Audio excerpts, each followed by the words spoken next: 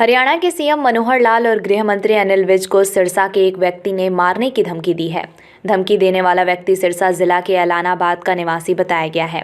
आरोपी की पहचान एडवोकेट जरनैल बराड़ के रूप में हुई है। फिलहाल पुलिस ने मामले की गंभीरता को देखते हुए आरोपी के खिलाफ मामला दर्ज कर जांच शुरू कर दी है। आरोपी को देर रात पुलिस ने उसके घर से गिरफ्तार कर लिया, जिसके बाद आज दोपहर बाद उसे ऐलानाबाद की कोर्ट में पेश किया। आरोपी कोर्ट में पेश होने से पहले मीडिया से रूबरू हुआ। मीडिया से बातचीत करते हुए आरोपी एडवोकेट जरनैल सिंह ने खनौरी बॉर्डर पर गोली लगने से मारे गए किसान को दुखद बताते हुए कहा कि मुख्यमंत्री मनोहर लाल खट्टर व गृह मंत्री अनिल विज अपना लाई डिटेक्ट टेस्ट करवाकर ये साबित करें कि उन्होंने पुलिस को गोली चलाने का आदेश दिया था या नहीं। अगर वो अपना टेस्ट नहीं करवाते हैं तो मैं उनकी हत्या करने पर मजबूर हो जाऊंगा। ऐलानाबाद के तलवाड़ा निवासी एडवोकेट जरनैल बराड़ ने ये मैसेज कई स्थानीय पत्रकारों व व्हाट्सएप ग्रुप में प्रेषित किया। इस पर पुलिस ने तुरंत संज्ञान लेकर उन्हें गिरफ्तार कर लिया। आज उन्हें कोर्ट में पेश किया गया। आप दोनों 1 महीने के अंदर अंदर करवाओ अपना अपना लाई डिटेक्ट टेस्ट की। किसान आंदोलन में शहीद शुभकरण पर गोलियां आपके आदेश के बिना चली हैं। यदि 1 महीने में आप ऐसा नहीं करते तो मैं आपकी हत्या करने को मजबूर रहूंगा। किसान आंदोलन पर गोलियां चलाना कायरता और भारत की एकता, अखंडता, लोकतंत्र पर सीधा हमला है। आपका झूठ, झूठे वायदे, कुछ भी बर्दाश्त किया जा सकता है। भारत की एकता, अखंडता और लोकतंत्र पर हमला कभी बर्दाश्त नहीं किया जा सकता। भारत उपमहाद्वीप में छोटे छोटे देशों के समूह को एक देश बनाने के लिए लाखों करोड़ों कुर्बानियां दी गई हैं। आप सिर्फ अपने कुछ समय की सत्ता बनाए रखने के लिए इस देश को फिर से टुकड़े टुकड़े होने की ओर धकेल रहे हैं। मैं गुरु फरीद, गुरु कबीर, गुरु रविदास, गुरु नामदेव, गुरु नानक का पुत्र आपको ऐसा नहीं करने दूंगा। इसके लिए चाहे मुझे कोई भी कुर्बानी क्यों ना देनी पड़े। यदि आप दोनों ने 1 महीने के अंदर अंदर किसान आंदोलन में शहीद शुभकरण सिंह पर चलने वाली गोलियों के लिए अपना लाई डिटेक्ट टेस्ट नहीं करवाया तो मैं देश की एकता, अखंडता, लोकतंत्र, न्याय और सच की रक्षा के लिए आप दोनों की हत्या करने को मजबूर रहूंगा, क्योंकि गोलियां मुख्यमंत्री और गृह मंत्री के आदेश के बिना कभी नहीं चलाई जाती। मैं गुरु अर्जुन देव, गुरु तेग बहादुर, महात्मा गांधी की अहिंसावादी विचारधारा का कट्टर अनुयायी हूँ और यदि देश की एकता, अखंडता, लोकतंत्र खतरे में हो तो मैं गुरु गोविंद सिंह, महाराणा प्रताप, शिवाजी मराठा, सुभाष चंद्र बोस, भगत सिंह, उधम सिंह और चंद्रशेखर आज़ाद से भी ज़्यादा दूर नहीं हूँ। मैं किसान आंदोलन पर गोलियां चलाना और शुभकरण की हत्या लोकतंत्र की हत्या मानता हूँ। आंदोलन करना विचार एवं अभिव्यक्ति की स्वतंत्रता लोकतंत्र का मूल आधार है। आम लोगों पर गोलियां चलाने का अधिकार सिर्फ तभी है जब आंतरिक और बाहरी सुरक्षा को बहुत बड़ा खतरा हो, लेकिन किसान आंदोलन में ऐसा कोई खतरा नहीं था। लोकतंत्र में प्रदर्शन करना नागरिकों का मौलिक अधिकार है, इसलिए सबसे पहला लोकतंत्र पर हमला आंदोलनकारी किसानों को हरियाणा की सीमा पर रोकना है। ट्रैक्टरों को रोकना दूसरा हमला है। गोलियां और आंसू गैस चलाना तीसरा बड़ा हमला है। फिलहाल इस मामले में पुलिस कोई भी बयान देने से बचती नजर आ रही है। मैं ना मेरा हिंसक कोई मामला है।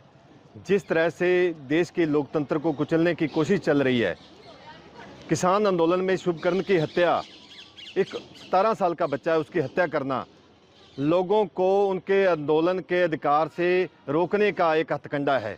भी लोग हमारे खिलाफ आवाज़ ना उठाएं, उस आवाज़ को दबाने का ये मामला है।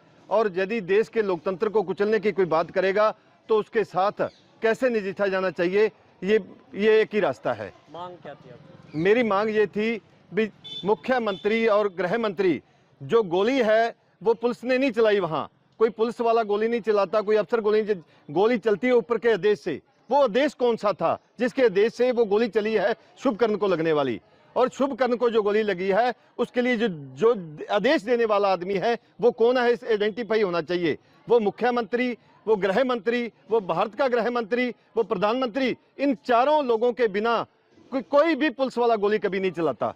और मैंने ये मांग किया मुख्यमंत्री और गृह मंत्री हरियाणा से, यदि मतलब गोली चली है आप अपना लाई डिटेक्ट टेस्ट करवा के लोगों के सामने सच सामने आए, अपना लाई डिटेक्ट टेस्ट करवा के सिद्ध करो ये आपके देश से नहीं गोली चली है, ये उन्होंने अपने आप गोली चलाई है। पहले वो दोनों की हत्या करने की आपने बात की है।